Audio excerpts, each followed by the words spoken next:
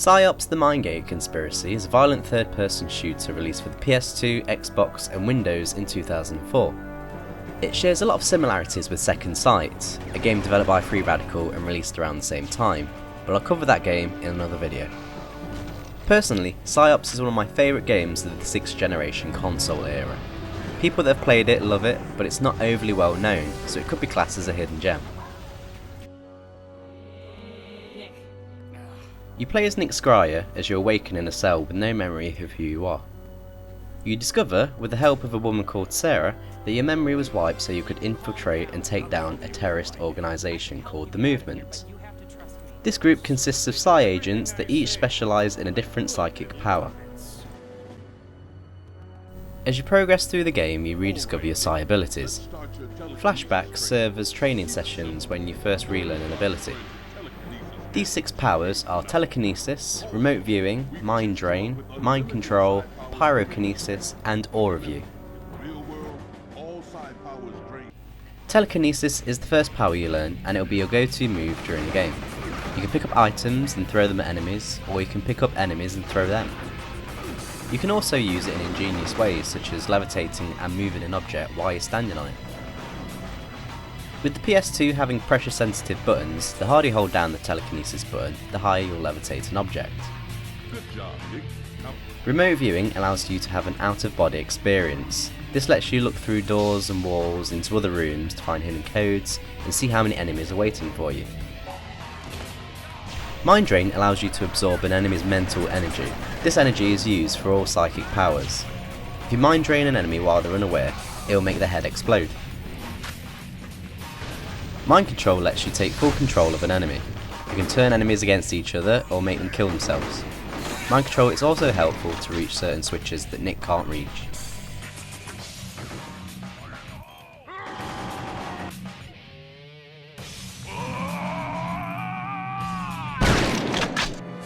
Pyrokinesis gives you the ability to throw fire at your enemies with a swing of your arm. Fire is good. Lastly, aura view allows you to see things you can't normally see.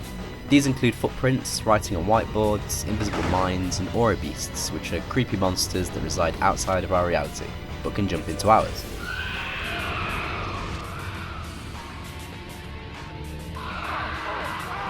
The combination of all these Psi powers along with firearms make you feel like an unstoppable killing machine. The game was built in the Havoc 2.0 engine, which allowed for some awesome ragdoll and object physics. Levels are designed with many death traps which you can use to kill your enemies, such as electrified floors and furnaces. There's nearly limitless possibilities with the violent mayhem you can cause. Each of the Psi operative villains serve as a boss battle throughout the game. They all use a super powerful version of a psychic ability against you. These battles are really fun to play and serve as epic set pieces.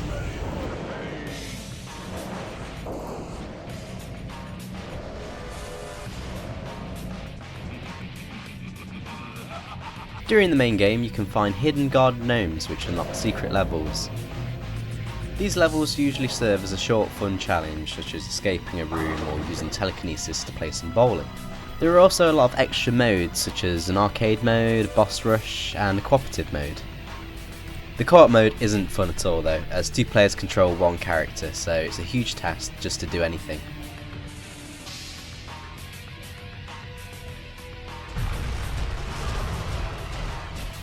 After you complete the game, the screen fades to reveal the words "to be continued."